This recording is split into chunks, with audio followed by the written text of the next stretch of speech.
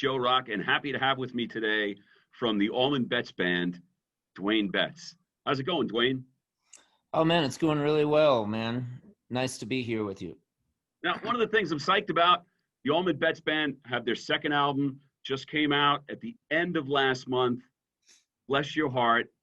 Let's talk about the title for a second, because people who don't know the South go bless your heart and think like, oh, that's very nice. But in Southern talk, that can be kind of a cutting remark. Yeah, it can be taken either way, but the kind of we thought it was really cheeky and sassy and kind of like a Rolling Stones title, like something they could name a record or something. But yeah, being from the South and growing up around Southern folks, we it definitely was close to home for us, and we thought it was a good title, an apt title. Now, did you guys really do this whole album in a week? We didn't do the whole album in a week. We did a large portion of the album in a week. Yes. We did the vocals, um, you know, another time, I think about a month later, but we got all the basic tracks and all of the instrumentation we got within a week. Yeah. And you guys decided to go old school and record this. Not only did you do it at Muscle Shoals, but you recorded it to 2-inch tape. Yeah, well, that's how we did the first one, and we thought, if it worked the first time, the first record is, to set a good solid foundation, and I think we did that with Down to the River, and then the second one is kind of like the sequel, and you need to kind of expand from the foundation you set, and I think we accomplished that. Um, you know, thank God. I mean, because you always hear about a sophomore slump, and I don't think we fell into the sophomore slump. So we're really proud of the record. It's 13 songs. We recorded it to 2-inch tape, to analog. Matt Ross Spang produced it again with a little bit of, I think Devin and myself have a co-production credit and small writing under him, because we did a little of that as well. But yeah, it was really a pleasure to record, and it went beautifully. Now, I have to tell you, I really enjoy seeing you in the Allman Betts Band, because I can remember seeing you years ago getting up and jamming with the Allman Brothers as well as with the guys in the Black Crows. Yeah, that's possible. I don't remember the jamming with the Black Crows on stage, but that could have happened. I remember jamming them in a studio, like privately. It was actually they were playing. They were opening up for the Grateful Dead at Tampa Stadium. This is a funny story, and I've never told this story, but it was somebody's birthday, and Government Mule had just finished their record, and they were playing their record. It might have been Greg's birthday, but the Allman Brothers Band was rehearsing in Sarasota, Florida, which is where I'm from, where my dad grew up. And they did a lot of their rehearsing back then in that area.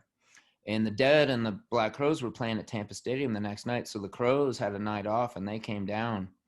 And there wasn't much of a rehearsal that night for various reasons I won't get in. But my dad left and went home. And anyway, those guys came there, and I hung out, and we jammed. And I was still kind of a drummer at that point, switching to guitar. I played a little drums, a little guitar that night. But absolutely, maybe I sat in with the brothers another night, and maybe some of those guys were on stage when I was on stage. I don't remember, but. Well, you obviously have big influences. It's obvious that the first thing that people are going to try and compare you to is the Allman Brothers Band, because your dad, Biggie Betts, Devin, son of Greg Allman, you've got Barry Dwayne Oakley in the band, but I don't really hear that standing out so much in your music. You talk about the people who you were around. You mentioned Government Mule. We're talking about the Black Crows there, Grateful Dead. But when people talk about the songs from the new album, some of the bands that I'm hearing referred to, Tom Petty and the Heartbreakers, still a Florida band overall, but then Neil Young too. It makes me wonder, like, what's what was like the first record that you went out and bought with your own money because you're like, I have to have this? Honestly, I don't know is the honest answer, but I'm gonna say it was probably a Run DMC tape or a Van Halen tape or something like that. Maybe 1984, maybe uh, Run DMC, the one with Peter Piper and all that. I was kind of into, I think that was around 85. So I was listening to like hard rock and rap kind of at a really young age. And then I got into the classic rock stuff that you might well imagine, someone gets into, like your Pink Floyd, your Jimi Hendrix, your Led Zeppelin, the Doors, that kind of stuff.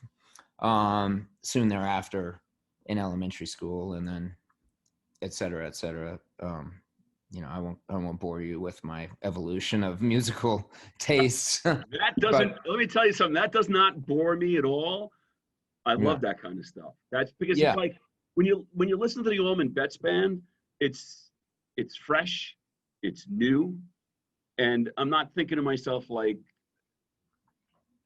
I want to know where that sound came from. I want to know where you Well, went I from. mean, there's a Like how lot do of influences. I think you can hear the influences. I mean, I think the thing that happens with us is, first of all, we have I can say we all have great respect for the music of the Allman Brothers Band and the way that that band played, different various incarnations of that band. There'll never be another Allman Brothers band.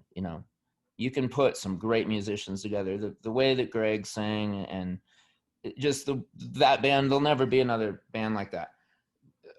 I mean, specifically an Allman Brothers band. So, having said that, we do have some of a strong influence from them on certain songs, and you hear a lot of other influences too. Like you might hear George Harrison on The Doctor's Daughter, you might, or Pink Floyd, you might hear Neil Young on Pale Horse Rider. I mean, it's really up to the listener. I don't like to tell people what the influence is because sometimes I might have it in my head. When I came up with the rhythm chord change for Ashes of My Lovers, which is one of my favorite songs on the record. I have a lot of favorites, but I mean, the first thing I thought of, it's kind of a haunting Western uh, chord change. And Mm. the first thing I thought of is, man, it would be cool to have a spooky harmonica. And also the pattern I was strumming it in immediately reminded me of a Roy Orbison rhythm. And so that song doesn't remind anybody of Roy Orbison. But what I was thinking when I came up with that pattern was, wow, this is like a Roy Orbison strumming pattern. Mm. So there's little things like that. And I mean, we're influenced by, I mean, there's a ton of people that are kind of outside of our genre, more contemporary, folks that I listen to, and maybe Devin or Barry. I mean, we all listen to that stuff and love it. But we kind of know where we come from and what I know what I do. I'm not an English guy. Like I'm not Tom York, from Radiohead, but he's one of my favorite singers. Like I love Yeah. Radiohead's one of my favorite bands. I mean, I think that they've tapped into something all to their own, and they've kind of created a sound all their own, which is something that every band should strive for. But yeah, I mean, there's a lot of different influences. Well, when you talk about knowing where you come from, it makes me want to ask about the song Rivers Run. Yeah. Well, that's pretty easy to answer, actually. That song was just inspired by my grandmother, my going out to my grandmother's house on it's about 30 or 40 acres out on the Manatee River, in Parrish, Florida. It's kind of in between Ellington and Parrish, but I think it's Parrish. We'll call it Parrish. But my dad got that property in the early 70s for like dirt cheap, Mm. and held on to it and built a house for his mom. And then once she passed away, he kind of tightened up the house and moved out there when my parents had separated. And then I lived there later as a teenager for a few years. And a lot of great songs have been written on that property. I would think it's safe to say Seven Turns, one of my favorite songs of my dad's was written there. Back Where It All Begins was written there. A lot of stuff from that time period, that late 80s and through the 90s, was written out there, and it's just a magical place, and we still have it. And so that's just the memory. There's a dirt road, the easement road that leads to the property, and it's kind of about that experience. Well, I think it's funny that you have this piece that I can listen to and it creates all these things. And you're like, that's just a house. That's easy to answer. Uh, well, it's the memory of going on these adventures into the cow pastures, and then the woods beyond the cow pastures, and then beyond that, and then you get home and you're tired and you're muddy. I mean, as a kid, I'm talking about, Yeah. not recently. And you have to go through. There's a line about cutting yourself on a barbed wire fence. Because you have to kind of go through that, and it's dark, and then you get close to home and you can smell the food cooking, the fried chicken and collard greens, that's the memories I have from being around my grandmother, which is interesting, because you have that in Florida, you have that old Florida, which my family is old Florida, the Betts family. But so you have that Southern kind of authenticity, but then I'd go home back to, for for living at my mom's house. I was living with my mom, this is when I was a kid. And it's you know you're living on the bay and there's boats, and it's none of my friends were like had southern accents or anything in my neighborhood. But then you go out and hang out with your grandma about 20 miles away, and you might as well be in you know you're definitely experiencing something different. So that's kind of something cool about it, my upbringing. I kind of feel that in a lot of ways with the Allman Betts Band, you have one foot in the future and one foot in the past. So we've talked about going old school, recording the album, doing it at Muscle Shoals, doing it to 2-inch tape. You're discussing, memories with your grandma. There's definitely your foot in the past. But at the same time, as you started to make this album, you were trying to push yourselves and push each other to kind of stretch your boundaries. Absolutely. I mean, you have to do that when you put out a second record. And it should happen naturally. I mean, we definitely were conscious to bring in some different colors and different textures that we hadn't showcased on the first record. And I mean, I wrote we have a 12.5-minute instrumental on this record.